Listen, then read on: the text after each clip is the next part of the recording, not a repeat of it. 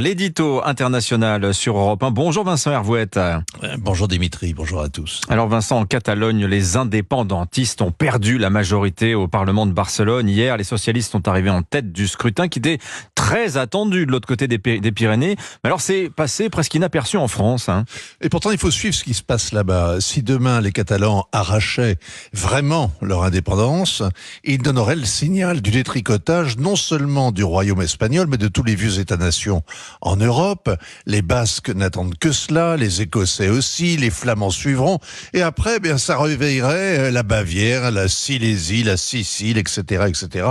Et même, qui sait, les Bretons, auxquels la duchesse Anne a pourtant donné, comme chacun sait, la France en héritage. En 2017, en Catalogne, le référendum pour l'indépendance est mort-né.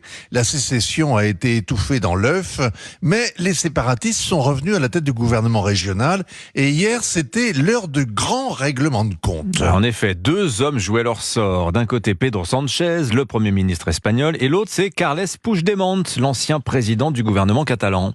Oui, l'homme qui a déclenché le référendum et qui a fui à l'étranger, caché dans le coffre de sa voiture de fonction quand l'affaire a mal tourné, alors que 8 membres de son gouvernement étaient jetés en prison. Carlos Puigdemont aurait pu être une sorte de Mandela ibérique.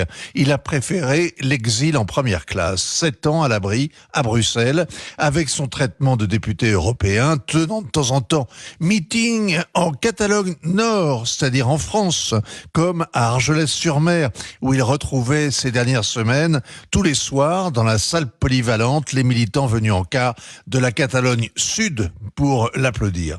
Puigdemont est accusé par la justice espagnole de toutes sortes de crimes, mais l'amnistie négociée par les indépendantistes avec le gouvernement socialiste et qui doit être signée d'ici l'été lui rendra tous ses droits. Il comptait donc rentrer au pays et retrouver son fauteuil de président, son chauffeur, sa voiture. En cas d'échec, il a promis de renoncer à la politique, et s'il tient parole, il va devoir se mettre enfin à travailler, ou alors prendre une retraite précoce sur la Costa Brava, à laquelle sa vie à Bruxelles et le néant de son travail parlementaire l'auront bien préparé.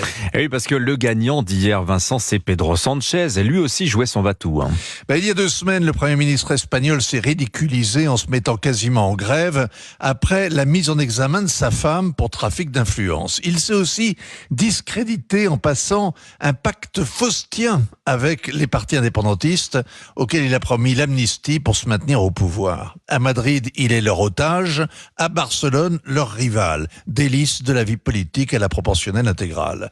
Si Pedro Sánchez voulait à tout prix gagner l'élection d'hier, c'est pour prouver qu'en graciant les prisonniers et en amnistiant tous les autres, il a fait baisser la fièvre indépendantiste. Il prétend avoir refermé les blessures de 2017.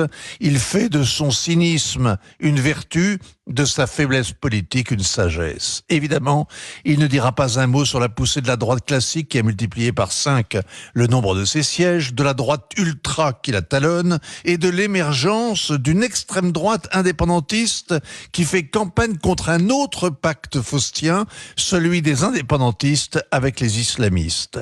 La génération Erasmus se croit chez elle à Barcelone, ville-monde, mais ce n'est plus l'auberge espagnole, c'est le bazar ibérique, le souk catalan où la politique est mise aux enchères, c'est un véritable micmac européen. Signature Europe 1, Vincent Hervouette. Merci beaucoup Vincent.